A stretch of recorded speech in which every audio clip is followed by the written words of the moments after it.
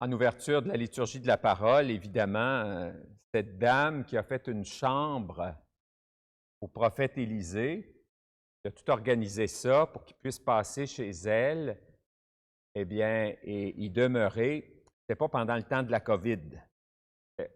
Il n'y aurait pas pu. Il fallait rester chacun envoyé à la maison.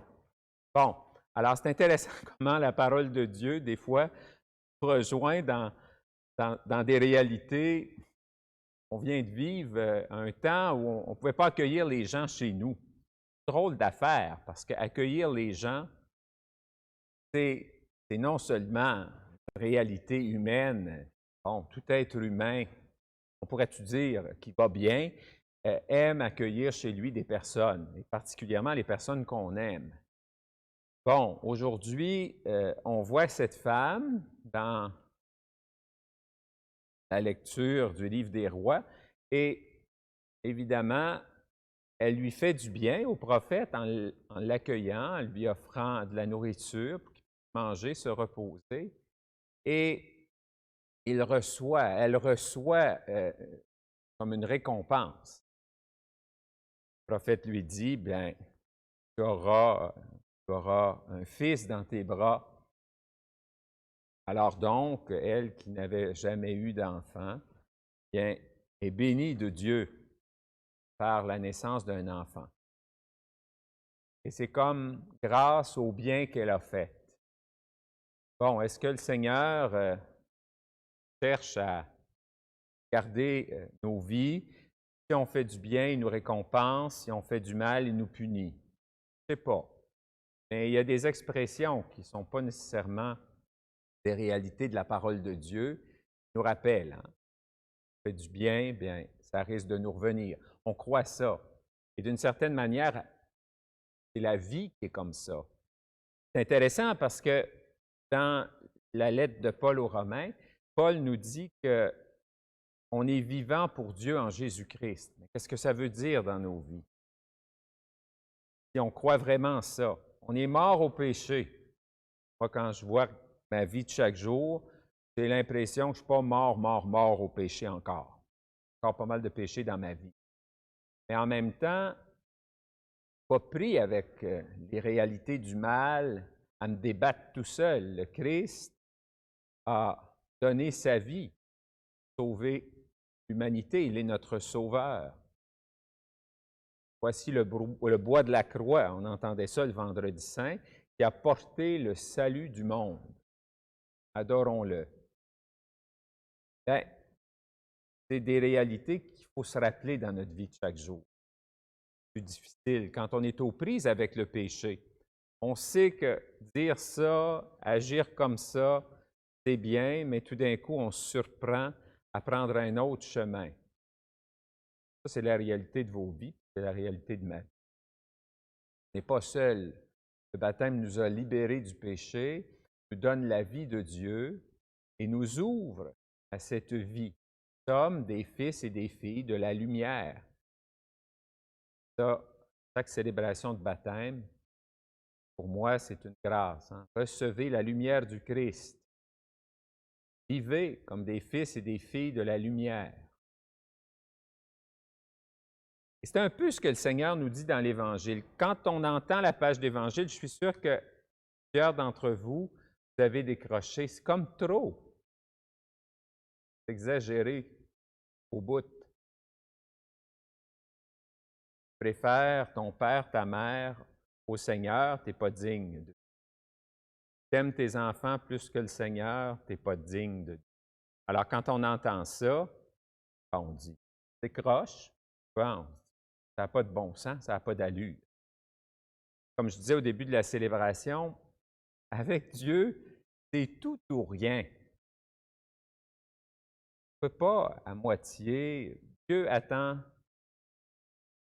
tout de nous parce que lui, il ne nous aime pas à moitié, puis des fois, puis parfois, puis quand il y a le temps. Puis.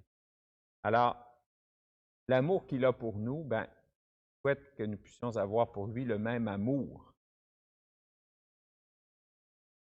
La parole de Dieu nous dit que Dieu va vomir les tièdes. C'est tellement une belle image, là. Mais On comprend bien ce qu'on retrouve dans l'Évangile d'aujourd'hui.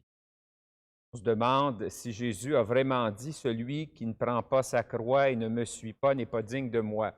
On a l'impression que dans l'Évangile de Matthieu, il faut avoir vécu le Vendredi saint, il me semble, pour parler comme ça. Mais ce n'est pas important. Cette parole nous est donnée aujourd'hui, prendre sa croix. Moi, je me souviens quand j'étais jeune, quand j'ai découvert, est-ce qu'on découvre, en tout cas, accueilli un peu plus dans ma vie cette bonne nouvelle de l'amour de Dieu pour moi. Je me rappelle, je voulais faire comme des sacrifices pour Jésus. Pas bien vieux, puis bon, c'est bien de faire des sacrifices, d'offrir à Dieu nos joies, nos peines, de chercher à se priver de certaines choses, peut-être pour aider les autres ensuite, pour avoir plus de liberté vis-à-vis certaines réalités dans nos vies. C'est bien. Mais on sait qu'on n'a pas besoin de ça. La vie fait en sorte que les croix arrivent dans nos vies. Les épreuves, les difficultés, les contrariétés, des deuils, des séparations. Et à ce moment-là, bien, de faire en sorte que ces épreuves-là nous rapprochent de Dieu, nous rapprochent des autres.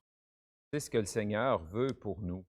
Et en même temps, la page d'Évangile d'aujourd'hui, une espèce de radicalité, le Seigneur demande à ses disciples, eh bien, quand ça se termine, c'est bon, ça dit, bien, donnez un verre d'eau à quelqu'un qui a soif en mon nom, comme disciple de Jésus, eh bien, vous ne perdrez pas votre récompense. Alors, à quelque part, ça nous rappelle que toutes les petites choses de la vie, c'est ça qui fait la différence. Vous savez, les couples, des petites attentions, qui fait la différence et c'est ce qui fait grandir l'amour souvent. C'est la même chose dans nos relations avec les autres, en amitié. Si on attend de faire des choses extraordinaires pour épater, c'est bien de le faire si on peut le faire, ou faire un beau gros cadeau là, pour faire plaisir à quelqu'un. Tant mieux, on a les moyens puis la possibilité de le faire, mais c'est souvent pas ça qui reste. Moi, quand je pense à mes parents qui sont décédés, tu sais, qui m'ont donné bien des choses, mais souvent des petites choses qui restent. C'est souvent leur héritage, vraiment, c'est des paroles qu'ils m'ont laissées, des gestes qu'ils ont posés et qui, finalement, m'aident à mieux vivre ma vie d'homme, ma vie de chrétien, ma vie de disciple du Seigneur Jésus.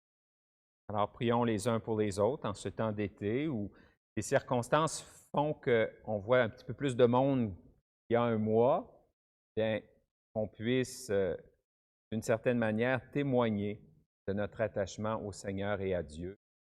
Et cet attachement-là, c'est par des petites choses simples. Pensons à ce verre d'eau donné au Seigneur. Le Seigneur dit qu'on ne perdra pas notre récompense. Et n'oublions jamais que le Seigneur ressuscité marche avec nous sur les chemins de cette vie. Fils de Dieu, mendiant de l'amitié, toi, Jésus-Christ, tu nous prends la main. Toi, Jésus-Christ, marche auprès de nous. C'est notre chant pour nous rassembler, pour ouvrir notre temps de prière ce matin. Alors, rappelons-nous ça à chaque instant, à chaque moment de notre vie. Le Seigneur n'est jamais trop loin. Lui qui est le vivant, lui qui est le ressuscité, lui qui marche avec nous sur nos routes humaines. Puissions-nous le reconnaître à travers nos rencontres dans cet été, mais aussi à travers les événements de notre vie. Certainement la grâce souhaitée.